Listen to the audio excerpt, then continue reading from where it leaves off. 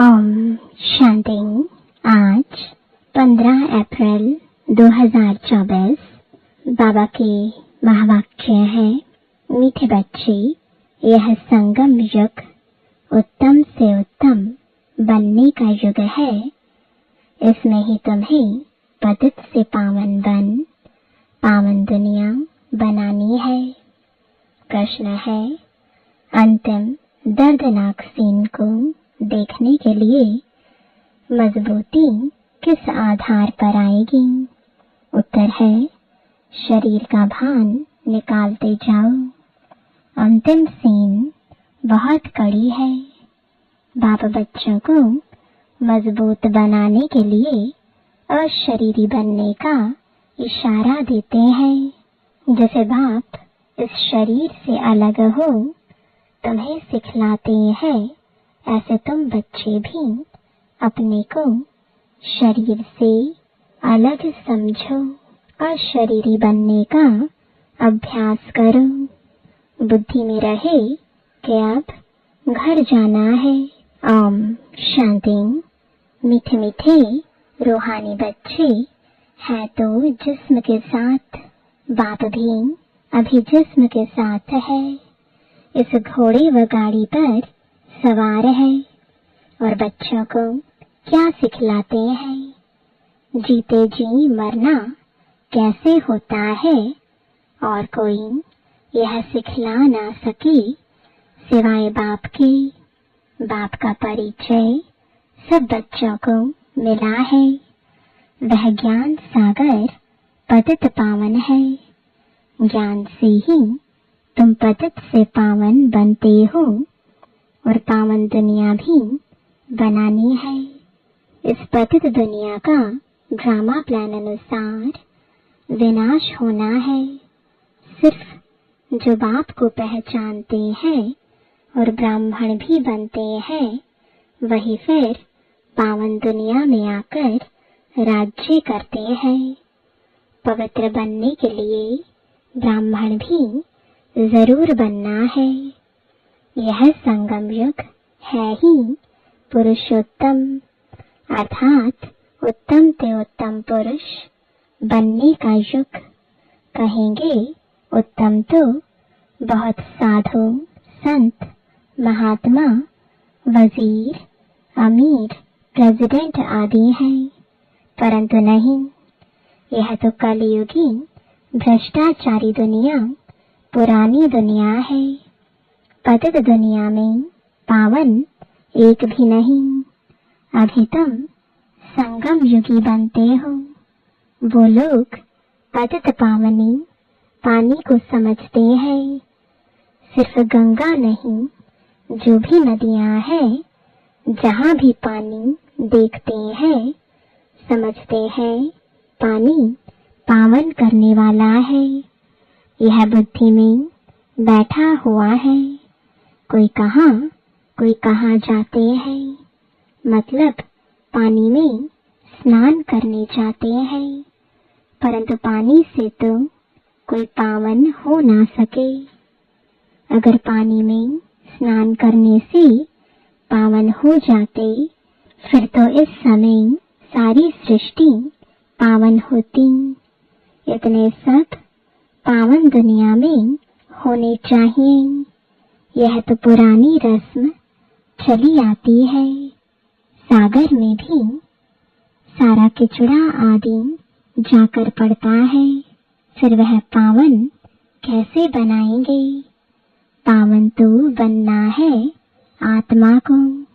इसके लिए तो परम पिता चाहिए, जो आत्माओं को पावन बनाए। तो तुमको समझाना है, पावन होते ही सतयुग में है, पतित होते हैं कलयुग में। अभी तुम संगम युग पर हो। पतित से पावन होने के लिए पुरुषार्थ कर रहे हो। तुम जानते हो हम शूद्र वर्ण के थे, अब ब्राह्मण वर्ण के बने हैं। शिव बाबा प्रजापिता ब्रह्मा द्वारा बनाते हैं।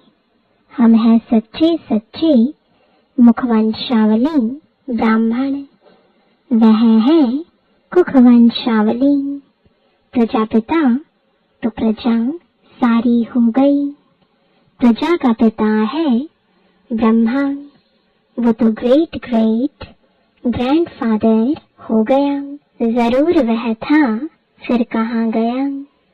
पुनर्जन्म तो लेते हैं ना, यह तो बच्चों को बताया है। ब्रह्मा भी पुनर्जन्म लेते हैं। ब्रह्मा और सरस्वती माँ और बाप, वही फिर महाराजा महारानी लक्ष्मी नारायण बनते हैं, जिसको विष्णु कहा जाता है। वही फिर 84 जन्मों के बाद आकर ब्रह्मा सरस्वती बनते हैं। यह राज तो समझाया है। कहते भी हैं जगत अम्बा तो सारे जगत की माँ हो गई। लौकिक माँ तो हर एक की अपने अपने घर में बैठी है, परंतु जगत अम्बा को कोई जानते ही नहीं। ऐसे ही अंधश्रद्धा से कह देते हैं, जानते कोई को भी नहीं। जिसकी पूजा करते हैं उनके ऑक्यूपेशन को नहीं जानते। अभी तुम बच्चे जानते हो, रचयिता है ऊंचे ते ऊंच। यह उल्टा झाड़ है, इनका बीज रूप ऊपर में है। बाप को ऊपर से नीचे आना पड़े तुमको पावन बनाने। तुम बच्चे जानते हो, बाबा आया हुआ है हमको इस सृष्टि के आदि मध्य अंत का ज्ञान देकर फिर उस नई सृष्टि का चक्रवर्ती राजा रानी बनाते हैं। इस चक्र के राज को दुनिया में तुम्हारे सिवाय और कोई नहीं जानते हैं। बाप कहते हैं फिर 5000 वर्ष बाद आकर तुमको सुनाऊंगा। यह ड्रामा बना बनाया है।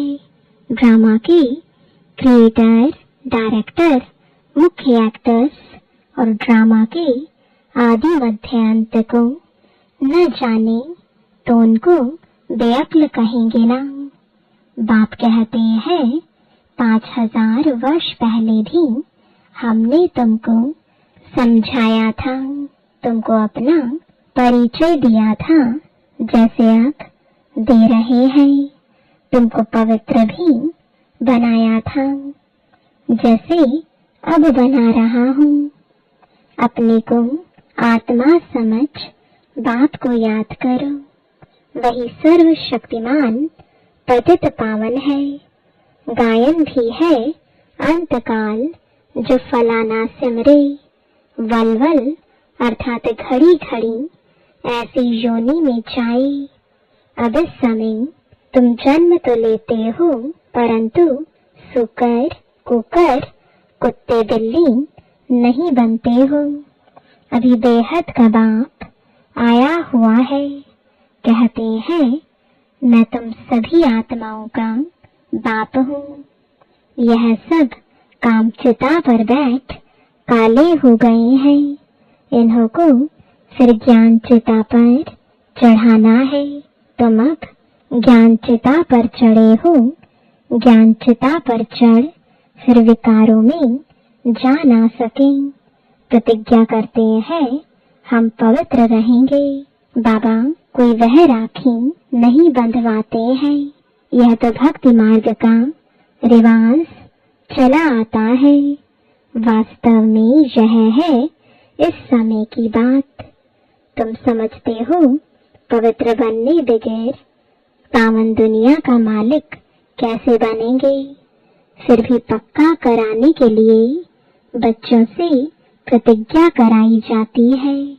कोई ब्लड से लिख कर देते हैं, कोई कैसे लिखते हैं। बाबा आप आए हैं, हम आपसे वर्षा जरूर लेंगे। निराकार साकार में आते हैं ना। जैसे बाप परम धाम से उतरते हैं, वैसे तुम आत्माएं भी उतरती हो।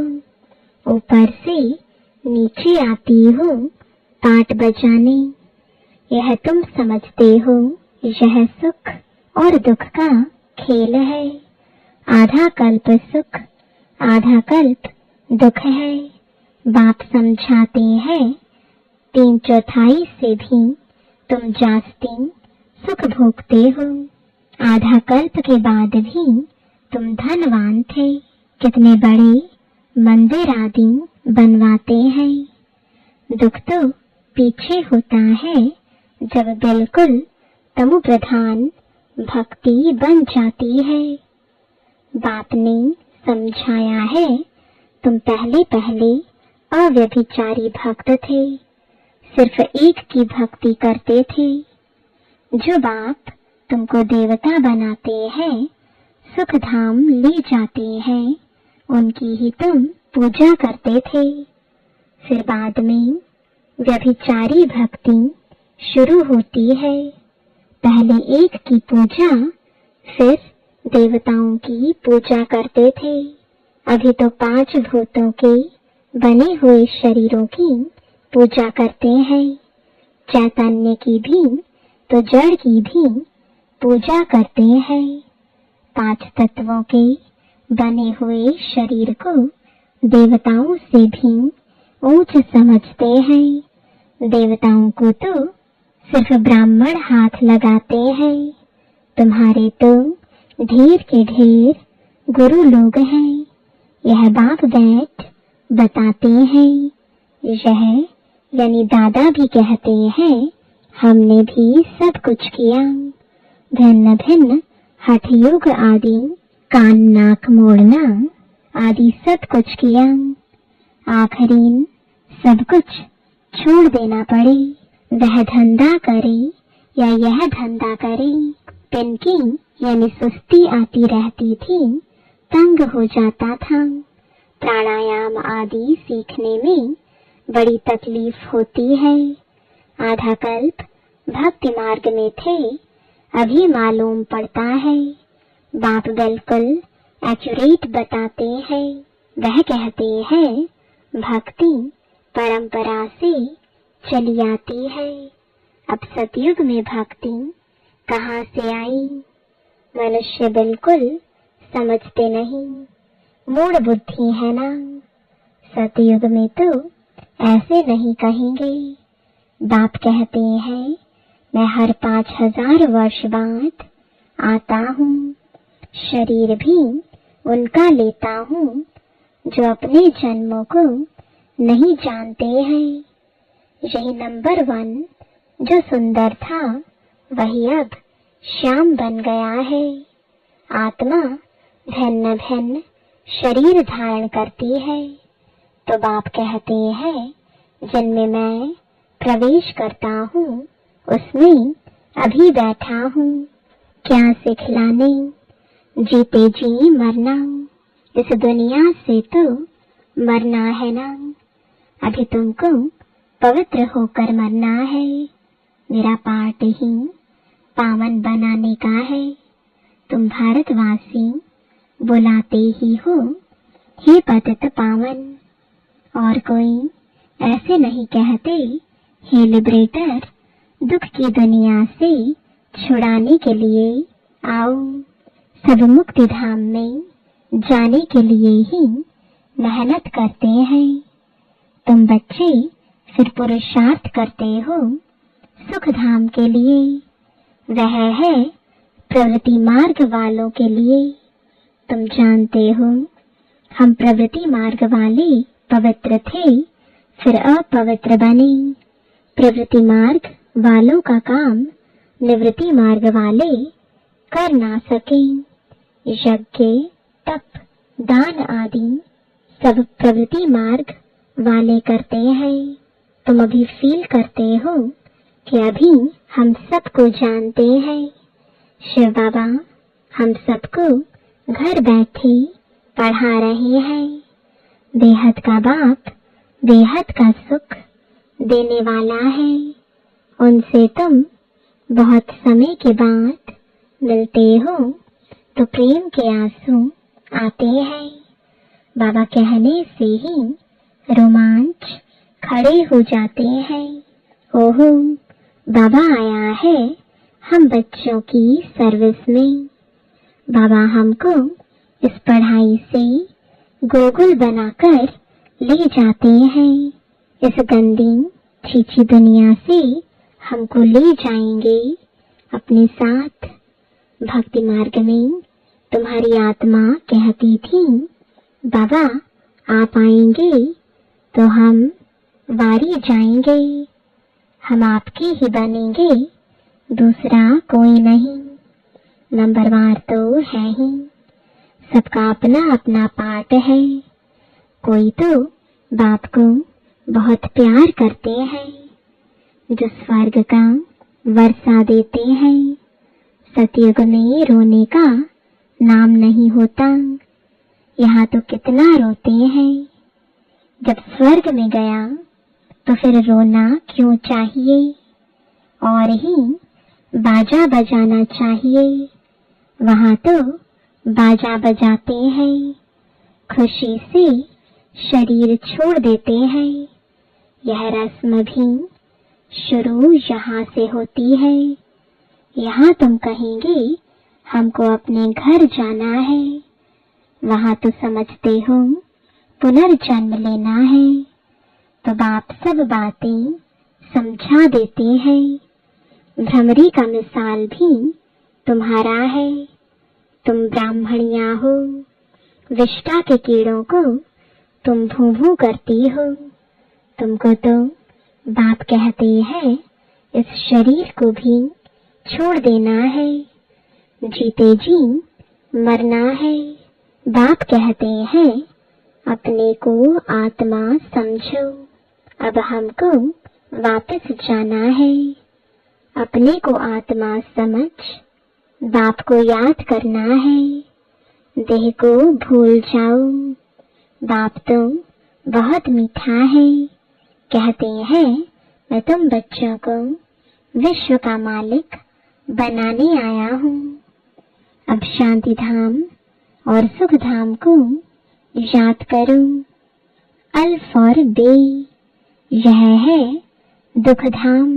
शांति धाम हम आत्माओं का घर है। हमने पाठ बजाया, अब हमें घर जाना है। वहाँ यह छीछी शरीर नहीं रहता है।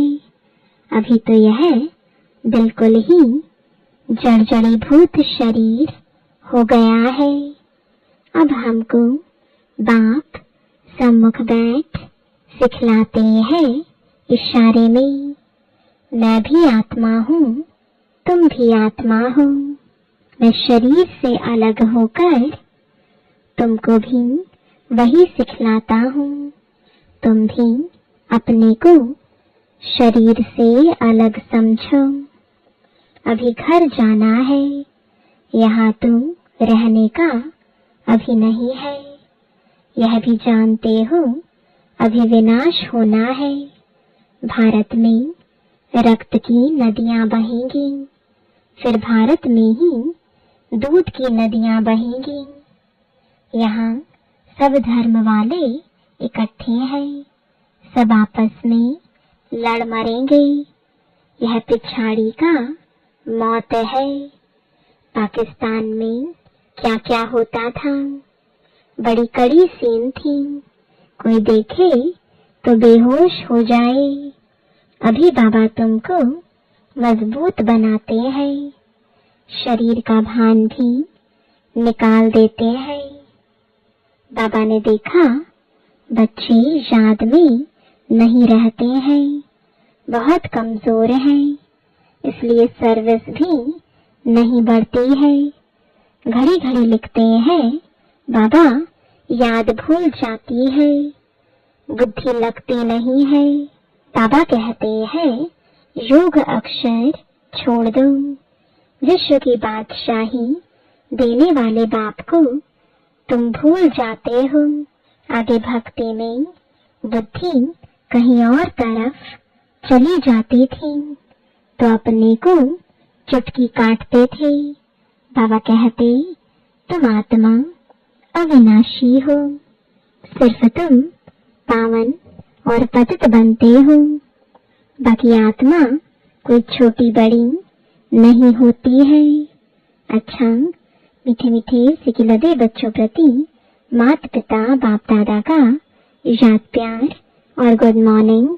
रूहानी बाप की रूहानी बच्चों को नमस्ते। रूहानी बच्चों की रूहानी बाप दादा को गुड मॉर्निंग और नमस्ते। धारणा के लिए मुख्य सार है, पहला, अपने आप से बातें करो। ओहो, बाबा आया है हमारी सर्विस में। वह हमें घर बैठे पढ़ा रहे हैं।